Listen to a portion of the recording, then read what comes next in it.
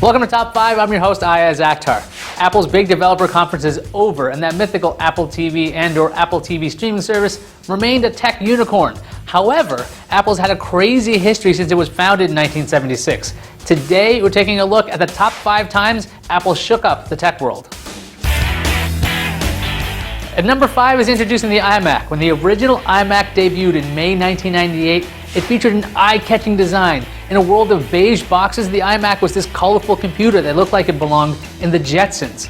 It even had a handle for some reason. However, there was something missing from the iMac. There's no floppy drive. You'd have to use a CD drive if you wanted to use physical media. At that time, this was a big deal.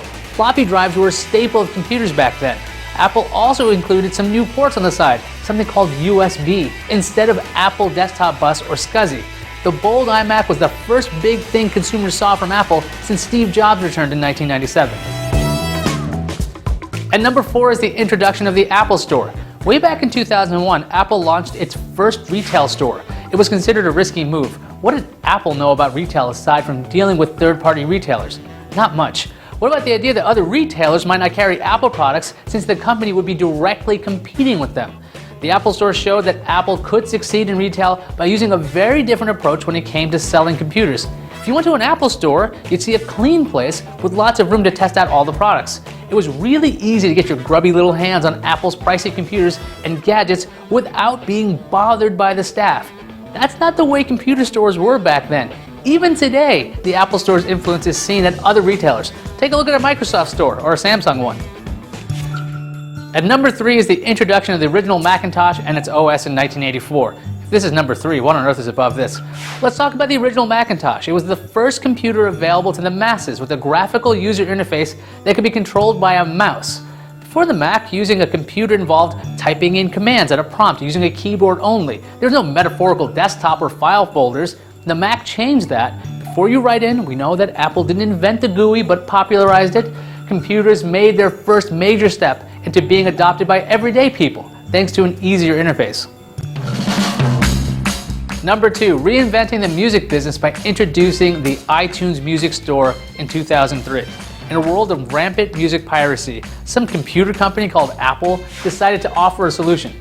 All it had to do was strong-arm the entire music industry into a price structure where songs would cost just 99 cents for a downloadable copy, and to be able to buy these songs individually, no album purchase is necessary. That right there was an amazingly difficult task. Apple effectively dragged the music industry into the digital age. When the iTunes Music Store launched, it had 200,000 songs and no subscription fees. The downloadable music model served as a blueprint to future services. And at number 1 is that one time Apple basically turned the world upside down by introducing the iPhone in 2007. Smartphones were around before the iPhone, but this was the device that changed everything for BlackBerry, Palm, Motorola, Samsung, Microsoft, and any other company that had a hand in phones. On top of that, Apple played hardball with wireless carriers, particularly in the US. No pre-installed software from carriers would come with the iPhone, and no carrier branding adorned the outside of the phone. The original iPhone is laughable compared to today's modern phones, but the first iPhone was years ahead of the competition at the time. Apple built an operating system that allowed a user to use intuitive gestures and taps to navigate a relatively complex device. It also had a real web browser. The iPhone greatly influenced what a smartphone would be from its introduction. That list kind of made me angry. Maybe 3 should have been number 1. Maybe the introduction of the iPod should have been on that list. Let me know what you think on Twitter. I'm at Ayaz. For more top 5s like this, visit top5.cnet.com. Thanks for watching.